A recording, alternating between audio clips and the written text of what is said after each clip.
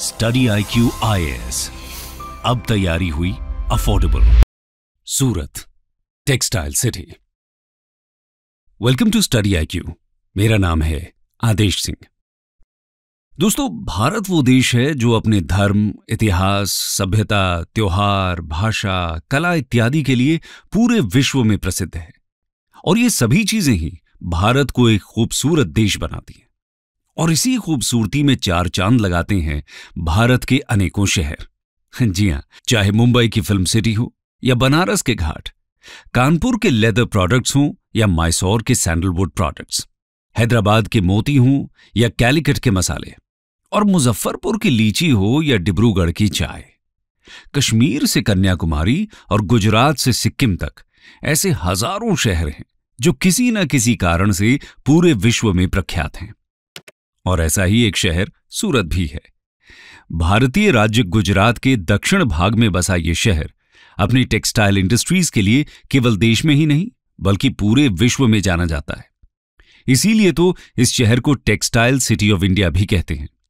और आज की कहानी में हम इसी शहर के बारे में चर्चा करने वाले हैं, जिसके तहत हम इसकी ब्रीफ हिस्ट्री को जानेंगे और साथ ही ये भी जानने की कोशिश करेंगे कि कैसे ये शहर इंडिया का टेक्सटाइल हब बनकर उभरा। इसके अलावा हम सूरत की टेक्सटाइल इंडस्ट्री की प्रेजेंट कंडीशंस का भी डिटेल्ड एनालिसिस करेंगे। तो चलिए शुरू करते हैं। ब्रीफ हिस्ट्री ऑफ सूरत। दोस्तों, ऐसा माना जाता है कि सूरत की खोज 16वीं शताब्दी में गोपी नामक एक ब्राह्मण मर्चेंट द्वारा की गई थी। उनके द्वारा यहां एक आर्टिफिशियल लेक का कंस्ट्रक्शन करवाया गया। इसी लेक के अराउंड इन्होंने एक छोटे से शहर की स्थापना की। देखते ही देखते ये लेक और शहर आसपास के क्षेत्र के लोगों के बीच चर्चा का विषय बन गया। ये बात गुजरात के महाराजा के कानों तक भी जा पहुंची, जिसके बाद उन्होंने गोपी को सम्मानित करते हुए उनके द्वारा बनाए गए आर्टिफिशियल लेक का नाम गोपी तालाब रखा। समय के साथ धीरे धीरे गोपी द्वारा स्थापित शहर में लोगों की आबादी बढ़ने लगी। ये शहर संपन्नता की ओर बढ़ते हुए एक इंडस्ट्रियल टाउन और सी पोर्ट के रूप में उभरने लगा। लेकिन अभी भी इस शहर का कोई नाम नहीं था। और फिर कई लोगों से सलाह मशविरा करने के पश्चात इस शहर का नाम गोपी द्वारा सूरजपुर रखा गया। हालांकि गुजरात के महाराजा ने इस शहर का नाम सूरजपुर से बदलकर सूरत कर दिया। इसी दौरान सन 1514 में सूरत पर पोर्चुगीज एम्पायर द्वारा आक्रमण किया गया। उन्होंने इस शहर में काफी लूटपाट भी की, जिस कारणवश सूरत की समृद्धि को काफी ठेस पहुंची। सूरत को अपने कब्जे में करने के बाद पोर्चुगीज ने इस शहर का इस्तेमाल ट्रेडिंग सेंटर और सी पोर्ट के रूप में करना शुरू किया, जिसके फलस्वरूप कुछ ही सालों में सूरत दोबारा विकसित होने लगा और फिर से ये शहर एक संपन्न नगर के रूप में प्रचलित हुआ। पोर्चुगीज के बाद सन 1573 में मुगल्स ने सूरत पर कब्जा कर लिया। इसी दौरान सूरत पोर्ट का उपयोग करते हुए भारत में काफी भारी मात्रा में इंटरनेशनल ट्रेड होने लगे। इसके अलावा इस सी पोर्ट का उपयोग उस समय मुस्लिम्स द्वारा हज यात्रा के लिए भी किया जाने लगा और इन्हीं कारणों से मुगल काल में सूरत की समृद्धि में चार चांद लगे। और इसी दौरान इस शहर में एक ऐसा फैब्रिक पॉपुलर हुआ जिसने असल में सूरत शहर की सूरत बदल डाली, और वो फैब्रिक था जरी। दोस्तों, पूरी दुनिया में मात्र सूरत क्राफ्ट्समैन द्वारा जरी प्रोडक्शन होता था।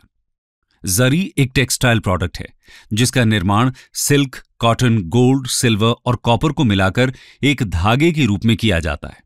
बेसिकली इसका इस्तेमाल सिल्क टेक्सटाइल्स और हैंडीक्राफ्ट मटेरियल्स में एम्ब्रॉयडरी करने के लिए किया जाता है। भारत में मुगल काल के दौरान जरी काफी पॉपुलर हुआ। हज यात्रा करने वाले श्रद्धालु इसी थ्रेड से बने कपड़ों को पहन मक्का जाते थे। इसके अलावा देश विदेश के राजघरानों में भी जरी का खूब इस्तेमाल होने लगा, जिसकी वजह से भारत के अलावा अब अन्य देशों में भी सूरती जरी की डिमांड बढ़ने लगी। इसे फुलफिल करने के लिए सूरत में कई जरी टेक्सटाइल इंडस्ट्री सेटअप की गई, जिसके बाद सूरत जरी का वर्ल्ड वाइड एक्सपोर्टर बनकर उभरा और देखते ही देखते सूरत भारत के संपन्न शहरों की सूची में शामिल होने लगा। फिर कुछ ही समय बाद वर्ष 1664 में इस शहर पर मराठा सम्राट छत्रपति शिवाजी द्वारा 2 बार आक्रमण किया गया। इन अटैक्स में सूरत को काफी नुकसान हुआ, लेकिन फिर भी इस शहर ने उम्मीद नहीं छोड़ी। सूरती क्राफ्ट्समैन के अथक प्रयासों के बाद फिर से इस सिटी को एक ट्रेडिंग हब बनाया गया, जरी टेक्सटाइल इंडस्ट्री का रिवाइवल किया गया और साथ ही यहां शिप बिल्डिंग इंडस्ट्री की शुरुआत हुई। लेकिन 18वीं सेंचुरी में ट्रेडर्स ने बॉम्बे सीपोर्ट का इस्तेमाल करना शुरू किया और समय के साथ बॉम्बे सीपोर्ट की पॉपुलैरिटी बढ़ने लगी। इसकी वजह से सूरत की शिप बिल्डिंग इंडस्ट्री और सीपोर्ट का डिक्लाइन होने लगा। पर इसका एक फायदा भी हुआ। सूरत के शिप बिल्डिंग इंडस्ट्री के पतन के बाद काफी लोगों का रोजगार छिन गया, जिसका नतीजा यह हुआ कि सूरत क्राफ्ट्समैन और ट्रेडर्स ने जरी टेक्सटाइल इंडस्ट्रीज की ओर अपना रुख किया और इसी वजह से इस इंडस्ट्री की उस समय काल में काफी ग्रोथ हुई। फिर कुछ ही समय बाद सन 1800 में ईस्ट इंडिया कंपनी ने सूरत पर कब्जा कर लिया। उन्हें इस शहर के इकोनॉमिक सिग्निफिकेंस की अच्छी जानकारी थी, जिसके कारण उन्होंने सूरत से जरी टेक्सटाइल इंडस्ट्री को वर्ल्ड वाइड एक्सपोर्ट करना शुरू किया। यह बिजनेस वेंचर ब्रिटिशर्स के लिए काफी प्रॉफिटेबल साबित होने लगा और अपने इसी फायदे के लिए वो सूरत टेक्सटाइल इंडस्ट्री का ज्यादा से ज्यादा एक्सपेंशन करना चाहते थे। इस इंडस्ट्री के एक्सपेंशन के लिए सूरत में रेलवे लाइंस का भी एस्टैब्लिशमेंट किया गया, जिसके बाद सूरत की जरी इंडस्ट्री की ग्रोथ 7वें आसमान तक जा पहुंची। इसके साथ ही इस समय कुछ क्राफ्ट्समैन द्वारा सूरत में मुस्लिम टेक्सटाइल्स की भी मैन्युफैक्चरिंग होने लगी और जरी की ही तरह यह क्लोथिंग मटेरियल भी विश्व भर में काफी पसंद किया जाने लगा। धीरे धीरे मसलिन टेक्सटाइल की डिमांड बढ़ने लगी, जिसे फुलफिल करने के लिए सूरत में इस टेक्सटाइल का हाई प्रोडक्शन होने लगा। कुछ समय बाद प्रोडक्शन का स्तर इतना बढ़ गया कि जरी इंडस्ट्री को मसलिन टेक्सटाइल इंडस्ट्रीज में तब्दील किया जाने लगा, जिसके फलस्वरूप सूरत की यह जरी इंडस्ट्री काफी हद तक विलुप्त हो गई और मसलिन टेक्सटाइल इंडस्ट्री इस शहर की नई पहचान के रूप में विकसित हुई। समय के साथ टेक्सटाइल्स बनाने वाले हैंडलूम्स की संख्या दिन दोगुनी रात चौगुना बढ़ती गई और फिर निरंतर विकास के क्रम में सूरत में आधुनिक मशीनों से कपड़ा बुना जाने लगा।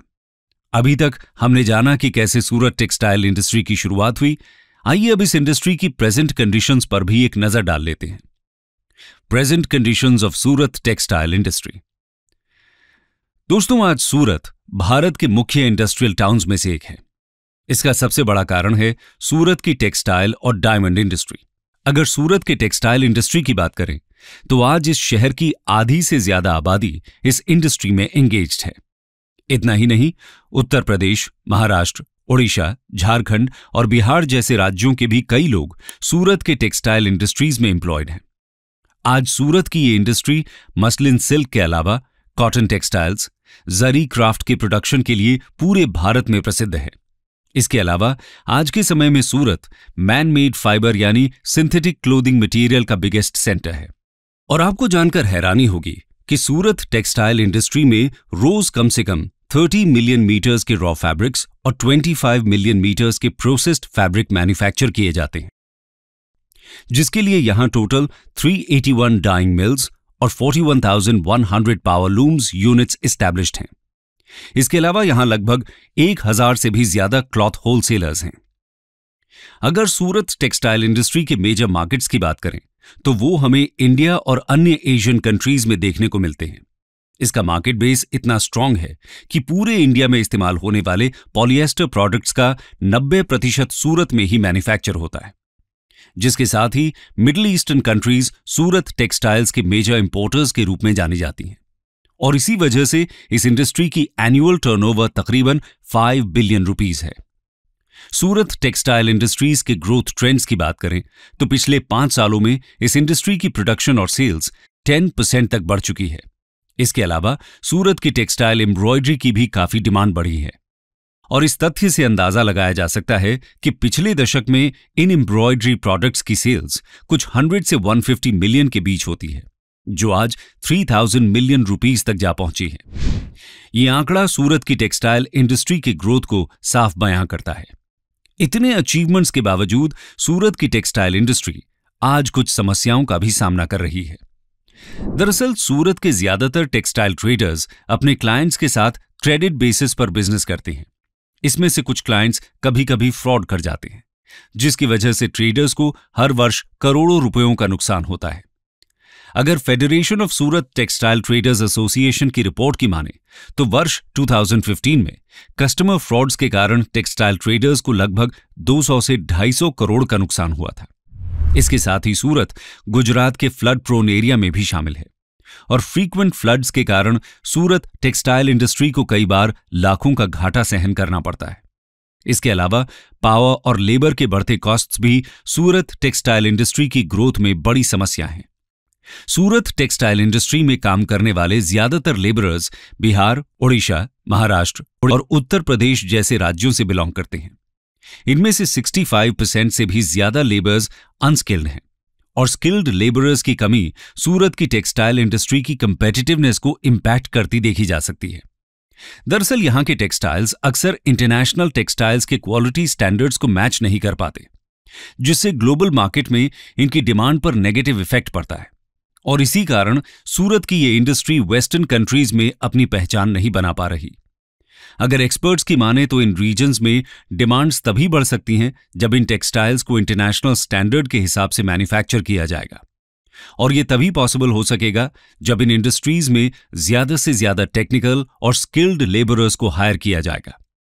लेकिन फंड्स की शॉर्टेज के कारण सूरत टेक्सटाइल इंडस्ट्री के लिए सबसे बड़ी समस्या स्किल्ड लेबरर्स को हायर करना है। इसके साथ ही सूरत में इंटरनेशनल एयरपोर्ट का ना होना भी सूरत टेक्सटाइल इंडस्ट्री के ग्रोथ में एक बड़ी रुकावट है। इसके अलावा प्रॉपर इंफ्रास्ट्रक्चर और टेक्नोलॉजी की कमी भी सूरत टेक्सटाइल इंडस्ट्रीज की ग्रोथ में बड़ा अवरोध साबित होती है। इसके अलावा आज सूरत के ज्यादातर हिस्सों में इलीगल तरीके से डाइंग और प्रोसेसिंग हाउसेज ऑपरेट किए जाते हैं। ये प्रोडक्शन तो काफी करते हैं, लेकिन किसी भी प्रकार के गवर्नमेंट टैक्सेस या चार्जेस पे नहीं करते। इससे इनकी प्रोडक्शन कॉस्ट काफी लो होती है, जिस वजह से ये मार्केट में काफी नॉमिनल रेट्स में टेक्सटाइल्स का सेल करते हैं। इस तरह के ट्रेड मैल प्रैक्टिसेस का सबसे गहरा प्रभाव उन बिजनेस यूनिट्स पर पड़ता है जो ईमानदारी से सभी टैक्सेस और चार्जेस पे करते हुए अपनी टेक्सटाइल इंडस्ट्री को लीगली ऑपरेट करते हैं। लेकिन हाई टैक्सेस के कारण इनकी प्रोडक्शन कॉस्ट काफी बढ़ जाती है, जिस वजह से इन्हें अपने प्रोडक्ट्स को हाई प्राइसेस पर बेचना पड़ता है। लेकिन हाई रेट और मार्केट में तमाम लो कॉस्ट टेक्सटाइल्स की अवेलेबिलिटी के कारण इनके टेक्सटाइल्स की काफी कम बिक्री होती है, जिस वजह से इन्हें हैवी लॉसेस का सामना करना पड़ता है। आज कुछ बिजनेस यूनिट्स के अनफेयर ट्रेडिंग प्रैक्टिसेस का परिणाम लगभग पूरी सूरत टेक्सटाइल इंडस्ट्री को भुगतना पड़ रहा है। ये तो थी सूरत टेक्सटाइल इंडस्ट्रीज के करंट कंडीशंस की बात। आइए अब जानते हैं कि कैसे इस इंडस्ट्री का रिवाइवल और एक्सपेंशन किया जा सकता है, ताकि आने वाले समय में सूरत की ये अनूठी पहचान बरकरार रहे। Steps to boost Surat textile industry. दोस्तों, टेक्सटाइल इंडस्ट्रीज के नवनिर्माण के लिए इंडियन गवर्नमेंट की मिनिस्ट्री ऑफ टेक्सटाइल्स ने कई स्कीम्स को लॉन्च किया है, जिसमें से technology upgradation fund scheme TUFS, power tech schemes और schemes for integrated textile park SITP प्रमुख हैं। इन तमाम स्कीम्स का प्रयोग कर सूरत की टेक्सटाइल इंडस्ट्री को भी प्रमोट किया जा सकता है। इन स्कीम्स का प्रयोग करते हुए इंडियन गवर्नमेंट अन्य स्टेक होल्डर्स के साथ मिलकर सूरत टेक्सटाइल इंडस्ट्री को फाइनेंशियली एम्पावर कर सकती है। इसके अलावा इंडस्ट्री में मॉडर्न टेक्नोलॉजी के इंटीग्रेशन से प्रोडक्टिविटी और एफिशिएंसी भी बढ़ाई जा सकती है। इसके साथ ही इन स्कीम्स को इंप्लीमेंट करते हुए सूरत के टेक्सटाइल प्रोडक्ट्स को लार्ज स्केल पर प्रोड्यूस करते हुए मार्केटिंग और एक्सपोर्टिंग करने के विशेष साधन भी प्रदान किए जा सकते हैं। इसके अलावा सूरत के हैंडलूम्स और पावरलूम यूनिट्स के एक्सपेंशन के लिए MSME एक्ट के अंतर्गत क्रेडिट फैसिलिटीज भी प्रोवाइड की जानी चाहिए, ताकि ज्यादा से ज्यादा इंडस्ट्रियल यूनिट्स का एस्टैब्लिशमेंट हो सके और इंडस्ट्रीज को ऑपरेट करने के लिए बिजनेस ओनर्स की वर्किंग कैपिटल की नीड भी फुलफिल हो सके। इसके साथ ही सूरत टेक्सटाइल इंडस्ट्रीज के प्रमोशन और एक्सपेंशन के लिए टैक्स रिबेट्स, सब्सिडीज और इंसेंटिव्स प्रोवाइड किए जा सकते हैं। अनस्किल्ड लेबरर्स को ट्रेन करने के लिए कैंप्स ऑर्गेनाइज करना भी इंडस्ट्री को बूस्ट करने में मदद करेगा, और साथ ही इंडस्ट्रियल स्टेक होल्डर्स और रेगुलेटरी बॉडी के साथ मिलकर अनफेयर ट्रेड प्रैक्टिसेस पर कार्रवाई करने की भी सख्त जरूरत है। इसके अलावा इस शहर में एयरपोर्ट का एस्टैब्लिशमेंट भी सूरत टेक्सटाइल इंडस्ट्री के ग्रोथ में मास्टर स्ट्रोक साबित हो सकता है। कंक्लूजन। दोस्तों, सूरत की ये टेक्सटाइल इंडस्ट्री आज केवल इस शहर के लिए ही नहीं बल्कि पूरे भारत के लिए एक हेरिटेज के समान है। वैसे तो ये इंडस्ट्री आज भी उतनी ही पॉपुलर है जितनी ये पहले हुआ करती थी। आज भी सूरत पूरे भारत में टेक्सटाइल प्रोडक्ट्स का एक मुख्य केंद्र माना जाता है। जरूरत है तो बस इसको थोड़ा सा सपोर्ट देने की, जिससे ये पूरे विश्व के लिए टेक्सटाइल हब बन सकती है। क्या आपने सुनी थी सूरत की ये कहानी? क्या आप बता सकते हैं कि टेक्सटाइल इंडस्ट्री के अलावा सूरत और किस इंडस्ट्री के लिए फेमस है?